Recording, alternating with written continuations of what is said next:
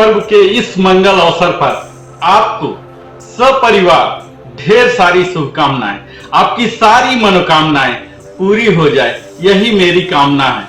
छठी मैया, रौनामयी और भगवान भास्कर आपके और आपके संपूर्ण परिवार के, संबंधी के, दोस्तों के स्वास्थ्य और समृद्धि लाएं। इसी कामना के साथ आप एवं आपके परिवार को छठ माह की ढेर सारी बधाइयां एवं अनंत शुभकामनाओं के साथ नरेंद्र कुमार आपके समक्ष आज प्रस्तुत हुआ है।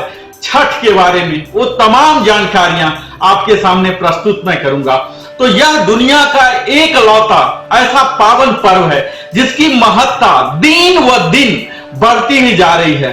आज ये पर्व हिंदुस्तान, मलेशिया के अलावे लंदन, यूएस में बड़े धूमधाम से मनाया जा रहा है। छठ पर्व एक प्राचीन महोत्सव है जिसे दिवाली के छठे दिन मनाया जाता है। छठ पर्व को सूर्य छठ या डाला छठ के नाम से भी संबोधित किया जाता है। यह उत्सव सूर्य के प्रति कृतज्ञता प्रदर्शित करने के लिए मुख्यतः मनाया जाता है। जो कुछ भी मौजूद है वह सूर्य से पैदा हुआ है मित्रों, इसके अलावा कुछ भी नहीं है। क्या है, क्या होगा, क्या हुआ था, जो चलता है और जो अस्थिर है, ये सब का स्रोत, अंत जो है वो सूर्य ही है। सूर्य हमारे जीवन का एक अभिन्न अंग है। हमारे अस्तित्व का आधार भी सूर्य ही है। इसमें सूरज को अर्घ देना यानी कि सूरज को देखना आवश्यक होता है और यह सुबह या शाम के वक्त ही किया जा सकता है।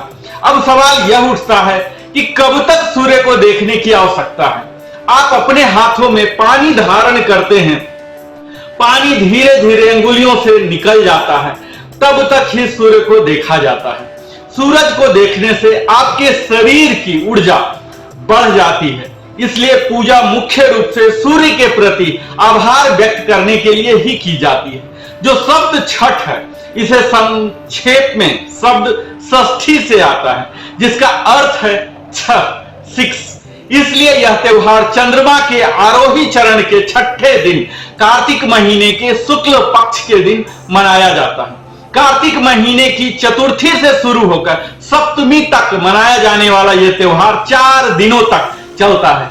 मुख्य पूजा कार्तिक माह के शुक्ल पक्ष के छठे दिन की जाती है। अगर छठ पूजा के महत्व की बात की जाती है मित्रों, तो यह जानिए कि यह छठ पर्व क्यों जरूरी है। तो इसके अनंत कारण है।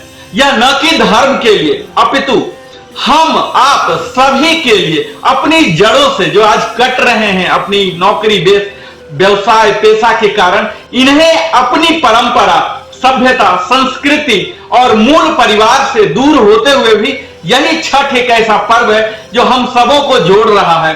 उन बेटों के लिए भी जो नौकरी पेशा के लिए बाहर गए हुए हैं, यह मिलने का एक अच्छा खासा बहाना होता है।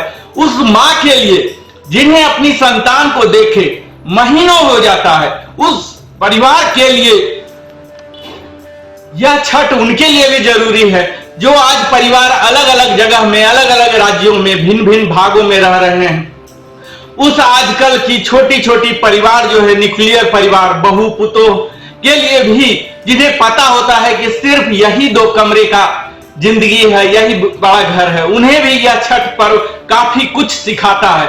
उनके लिए जो नदियों को सिर्फ पिक्चर में देखते हैं, किताबों में देखते हैं, आज इस छठ के बहाने ही वो असली नदी के घाट पर जाते हैं।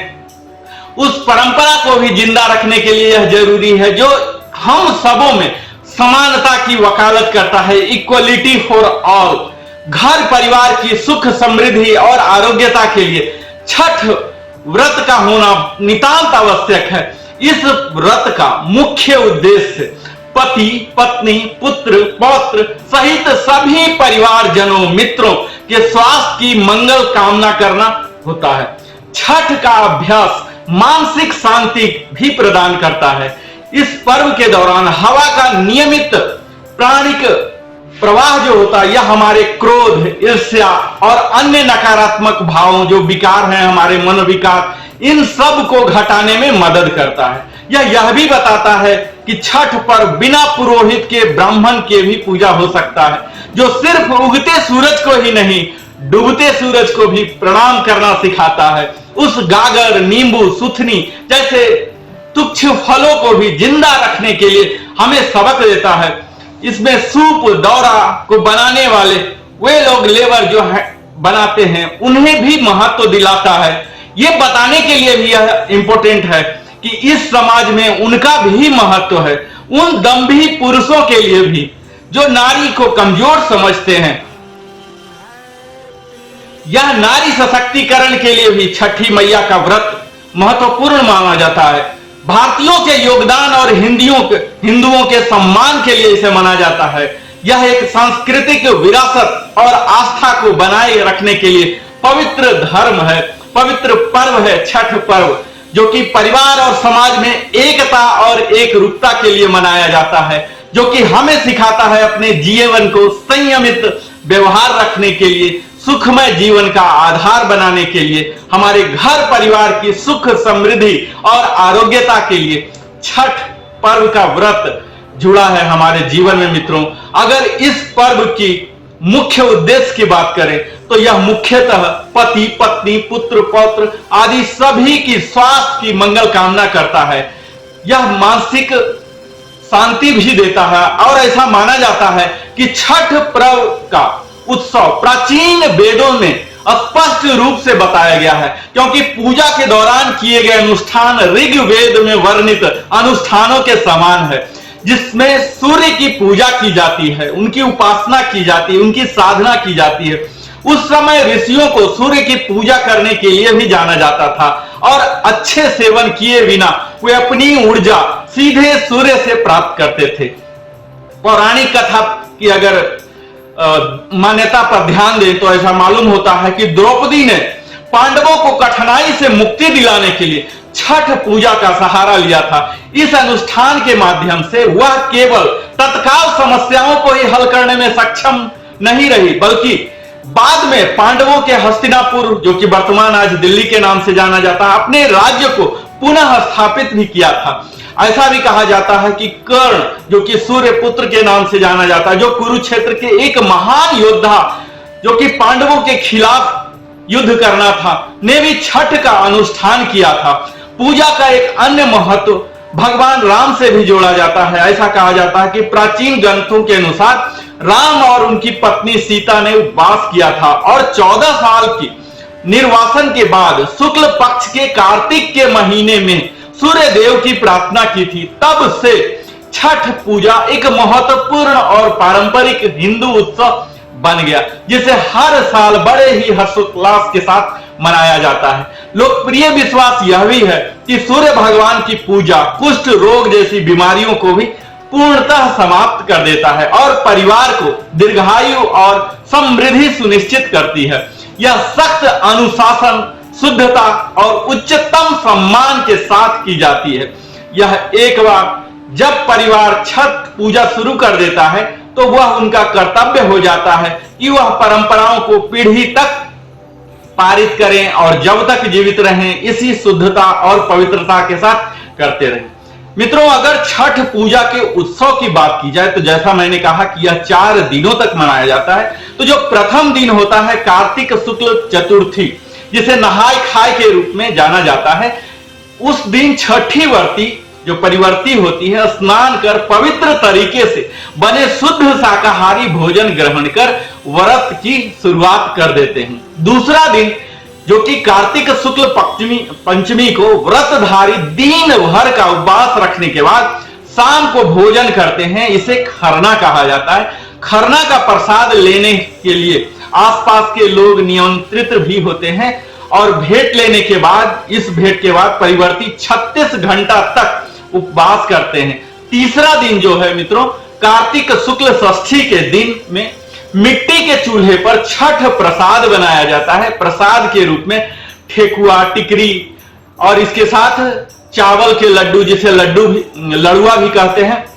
इसके अलावा चढ़ावा के रूप में लाया गया लौंग, इलायची, पान, सुपारी, अग्रपात, गड़ी, छोहाड़ा, चने, मिठाइयां, कच्ची हल्दी, कई तरह की अदरक, केला, नींबू, सिंघाड़ा, सुथनी, मूली, जो भी सीजन के फल हैं, इन सब को नारियल, सिंदूर और कई प्रकार के छठ प्रसाद के रूप में चढ़ाए जाते हैं। नए कपड़ों में इन्हें बांधकर एक छत्र बनाया जाता है जिसमें मिट्टी का कलश या हाथी रखकर उसमें दीप जलाया जाता है और उसके चारों तरफ प्रसाद रखे जाते हैं। सभी स्त्रियां एकजुट होकर गीत गाती हैं और छठी मैया से धन्यवाद प्राप्त करती हैं। इस व्रत का चौथा दिन मित्रों कार्तिक शुक्ल सप्तमी की सुबह उदयमान सूर्य की अर्घ दिया जाता है। व्रत उसी जगह पुनः इकट्ठा होती है, सारे लोग इकट्ठा होते हैं जहां उन्होंने शाम को अर्घ दिया था। इसके बाद पुनः पिछले शाम की प्रक्रिया की पुनरावृत्ति होती है। इसके बाद व्रत कच्चे दूध से उगते सूर्य को